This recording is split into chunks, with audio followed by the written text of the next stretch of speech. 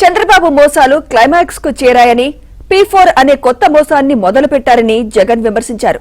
Tax కట్టేవారు ఎంతమంది ఉన్నారో చంద్రబాబుకు తెలుసా అని ప్రశ్నించారు. రాబోయే రోజులు తమవేనని, జగన్ 2.0 భిన్నంగా ఉంటుందన్నారు. కార్యకర్తలకు పార్టీ నిలబడుతుందని తెలిపారు. మొన్న జరిగిన 57 చోట్ల ఉప ఎన్నికలు జరిగాయి.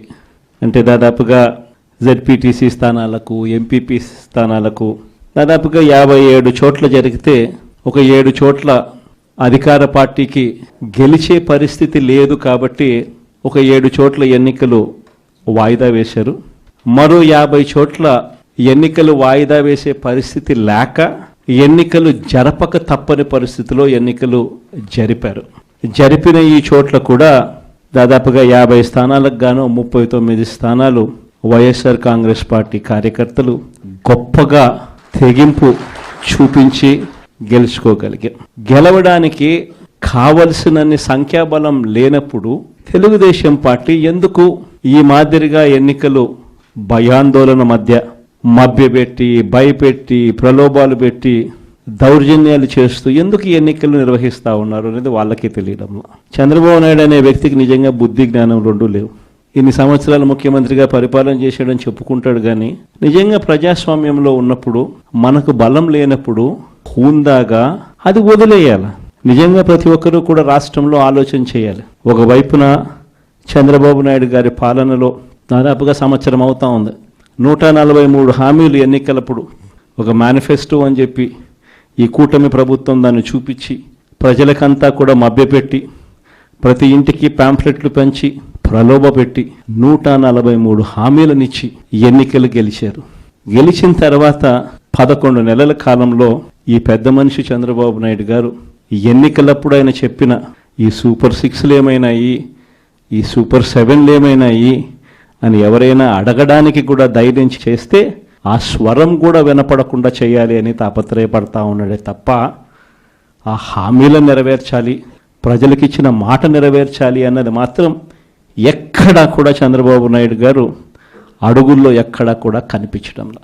వైఎస్ఆర్సీపీ ప్రభుత్వ హయాంలో మీ జగన్ పాలనలో ప్రతి ఒక్కరికి కూడా ప్రతి నెల ఏదో ఒక బటన్ నొక్కేది, ఏదో ఒక రకంగా ప్రతి ఒక్కరికి ఇంట్లో మంచి జరిగే పరిస్థితి నుంచి 4 ఏళ్ళు నోట్లేకపోయే పరిస్థితి నుంచి చంద్రబాబు నాయుడు వచ్చాడు. 4 ఏళ్ళు లోపలికి పోవడం కదా దేవుడు ఎరుగు, ఉన్న ప్లేటును తీసేశాడు. మరోవైపున సూపర్ 6లు, సూపర్ 7లు ఒక మోసంగా ఇవాళ ప్రజలకు అందరికీ కూడా కనపడతా ఉన్నాయి.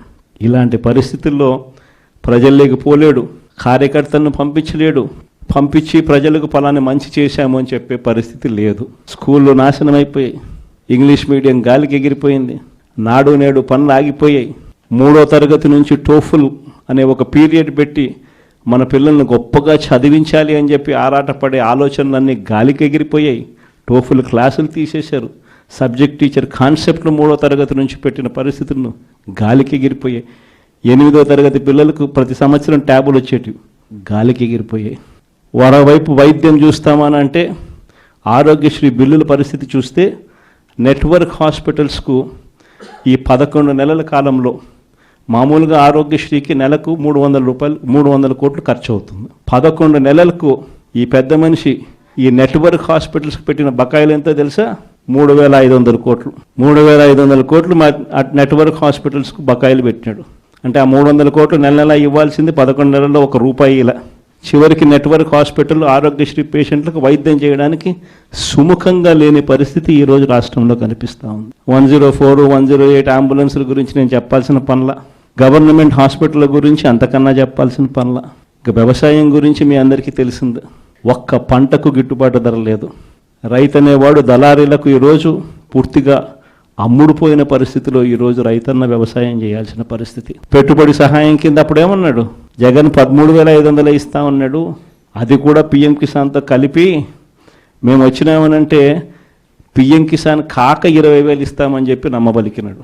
ఈయన వచ్చాడు, కనీసం ఆ జగన్ అన్న ఉన్నప్పుడు ఆ 13,500 అన్న వచ్చేది. ఇప్పుడు అది బాయ, ఆ ఇస్తానన్న ఈ 20,000 ఇది బాయ.